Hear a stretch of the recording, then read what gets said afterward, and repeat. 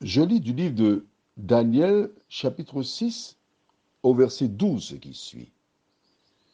Puis ils se présentèrent devant le roi et lui dirent, au sujet de la défense royale, n'as-tu pas écrit une défense portant que quiconque dans l'espace de 30 jours adresserait des prières à quelque Dieu ou à quelque homme, excepté à toi, ô roi, serait jeté dans la fosse aux lions?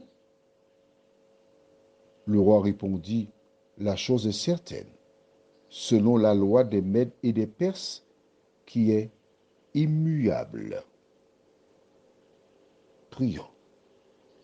Notre Seigneur et notre Dieu, combien nous te sommes reconnaissants pour ta parole.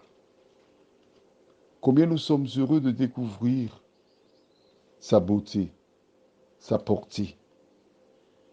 Combien nous sommes heureux de découvrir que depuis que le monde est monde, les hommes ont toujours eu la même attitude. Merci Seigneur de nous guider à travers cette étude, nous t'en prions, au nom de Jésus et pour ta gloire éternelle. Amen.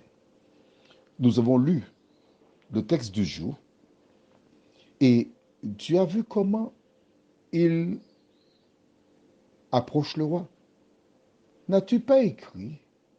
Ils ne savent pas, ils ont oublié, ils sont frappés d'amnésie. Mais leur approche est-elle différente?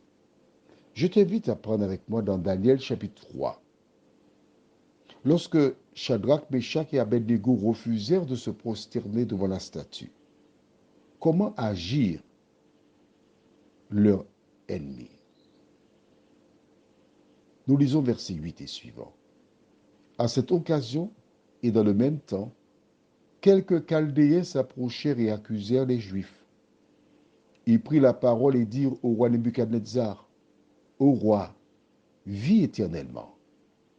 Tu as donné un ordre d'après lequel tous ceux qui entendraient le son de la trompette, du chalumeau, de la guitare, de la sambuc, du psalterion, de la cornemuse et de toutes sortes d'instruments devraient se prosterner et adorer la statue d'or, et d'après lequel quiconque ne se prosternerait pas et n'adorerait pas serait jeté au milieu d'une fournaise ardente.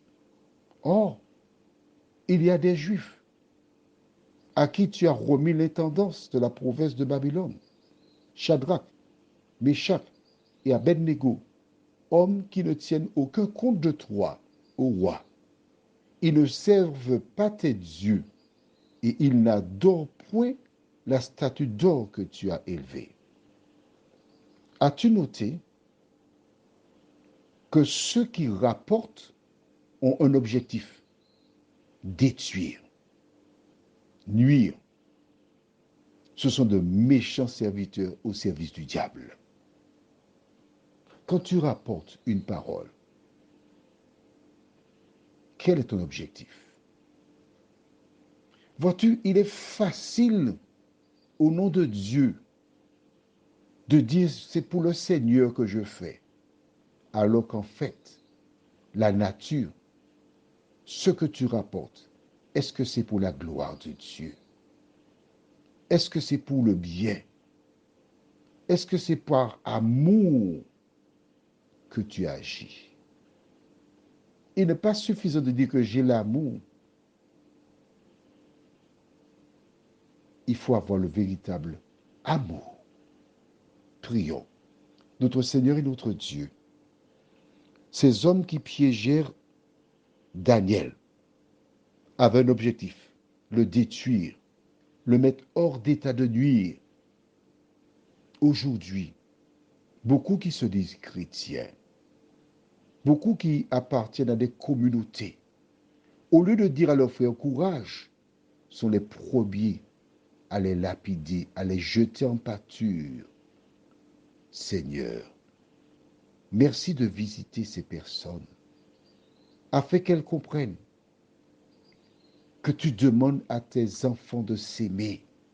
Et à partir du moment où nous avons une attitude différente que l'amour, je parle de l'amour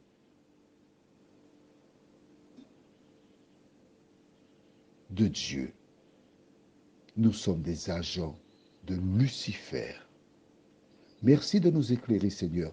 Car ce que tu désires, ce n'est pas la mort du méchant, mais qu'il prenne conscience, qu'il réalise, qu'il voit la voie sur laquelle il se trouve et qu'à partir d'aujourd'hui, ses lèvres soient consacrées, réservées, non pas pour rapporter, non pas pour détruire, mais pour donner la main, pour sauver.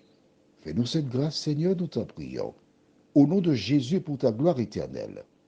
Amen. Je te souhaite une bonne nuit.